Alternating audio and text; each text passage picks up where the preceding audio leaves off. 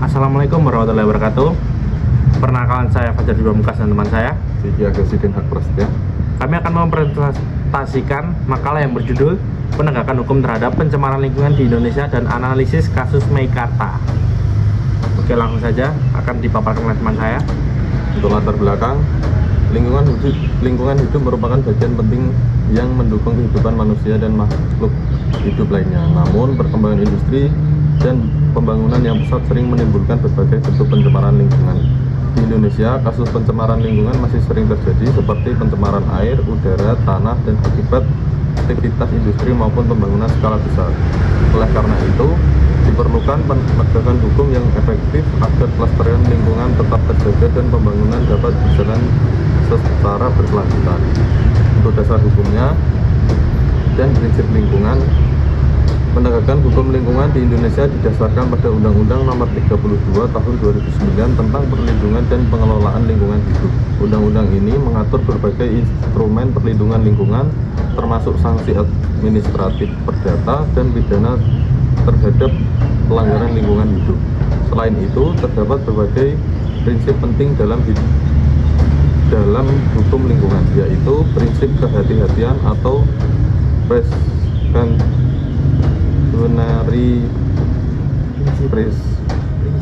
prinsipal.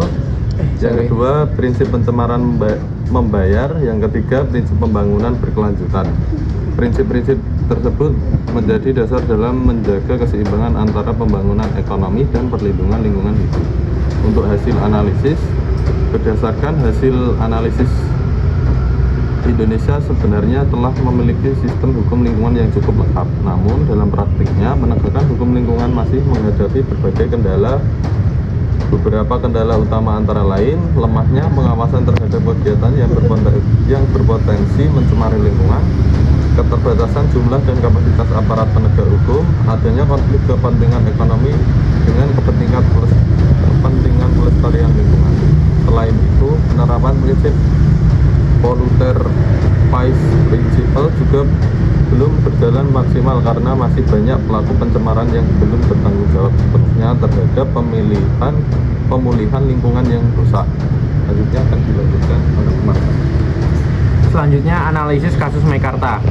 Menurut kami, pembangunan kota mandiri Meikarta dapat dihentikan secara hukum apabila terbukti melanggar ketentuan lingkungan hidup dan tata ruang. Terdapat beberapa alasan yang mendasari pandangan tersebut. Yang pertama, adanya permasalahan terkait izin lingkungan dan tata ruang yang pernah menjadi polemik dalam pembangunan proyek tersebut. Dan yang kedua, pembangunan dalam skala besar berpotensi mengurangi daerah resapan air, meningkatkan risiko banjir, serta mengganggu keseimbangan ekosistem di sekitar wilayah pembangunan. Ketiga, pembangunan yang lebih mengutamakan keuntungan ekonomi dibandingkan aspek lingkungan bertentangan dengan prinsip pembangunan berkelanjutan. Keempat, pembangunan kota mandiri berpotensi menambah beban lingkungan dan infrastruktur melalui peningkatan pencemaran udara, produksi limbah, kemacetan, dan kepadatan penduduk. Kelima, apabila terbukti terjadi pelanggaran hukum di lingkungan maupun tata ruang, pemerintah harus melakukan penegakan hukum secara konsisten demi menjamin kepastian hukum dan perlindungan lingkungan hidup. Selanjutnya, kita masuk ke bagian kesimpulan. Berdasarkan pembahasan yang telah dipaparkan, dapat disimpulkan bahwa Indonesia telah memiliki dasar hukum yang kuat dalam penegakan hukum lingkungan. Namun, implementasinya masih menghadapi berbagai hambatan seperti lemahnya pengawasan, keterbatasan aparat, dan belum optimalnya pertanggungjawaban pelaku pencemaran lingkungan. Oleh karena itu, diperlukan penguatan kelembagaan, peningkatan kapasitas aparat, partisipasi masyarakat, serta penerapan sanksi yang tegas agar perlindungan lingkungan hidup dapat berjalan lebih efektif dan mendukung pembangunan berkelanjutan. Demikian presentasi dari kelompok kami.